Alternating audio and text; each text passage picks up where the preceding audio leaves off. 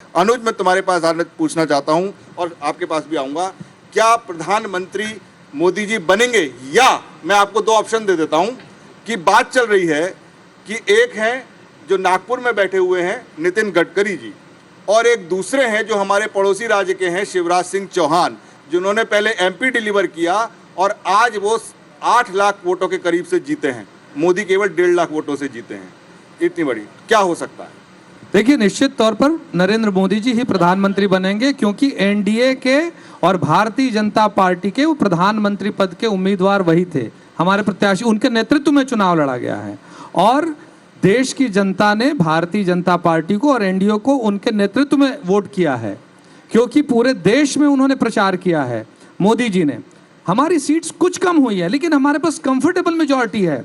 हमारे जो अलाइज हैं उन्होंने चुनाव से पहले वो हमारे अलाइज बने।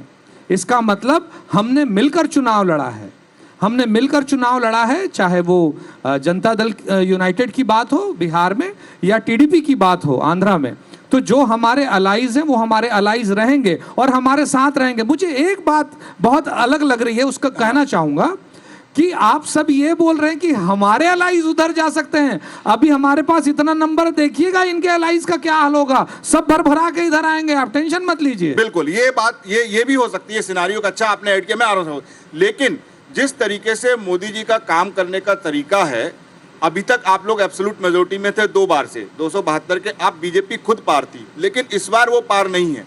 तो ये कहीं मुश्किल का काम तो नहीं होगा कि भाई उनको काम, अब तो उनको अब जो आपके अलायंस पार्टनर है उनके ऊपर डिपेंड रहना पड़ेगा?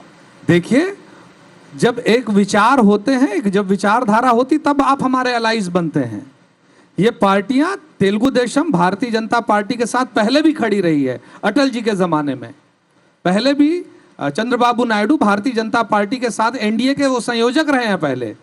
तो कहीं ना कहीं हम एक विचार रखते हैं और वो हमारे पुराने अलाइज हैं।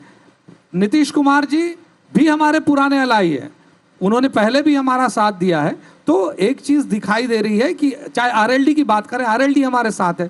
बहुत सारे नॉर्थ ईस्ट के जितने इंडिपेंडेंट्स होते हैं वो सब यहाँ आते हैं। तो आप अगर देखते हैं तो कंफर्टेबल मेजॉरिटी के साथ, और जो हमारे पास नंबर्स हैं आप देखिएगा, अभी हम 20 सीटें जीत चुके हैं जिसकी घोषणा हो चुकी है, और 178 में 278 में आगे बता रहे हैं, अराउंड 296 है नहीं, वो 298 और 300 के आसपास पहुंच रहा है। अभी जो मेरे पास लेटेस्ट जानकारी आई 300 है। और आप देखिएगा, मैंने जितने भी चुनाव के नतीजे देखे हैं, जब नतीजे आखिर में खत्म होते हैं तो 10 से 15 सीट का फर्क और पड़ता है। तो ऊपर नीचे दोनों तरफ, ऊपर की तरफ ही अक्सर पड़ता है। जो जीतते हैं, मैंने एक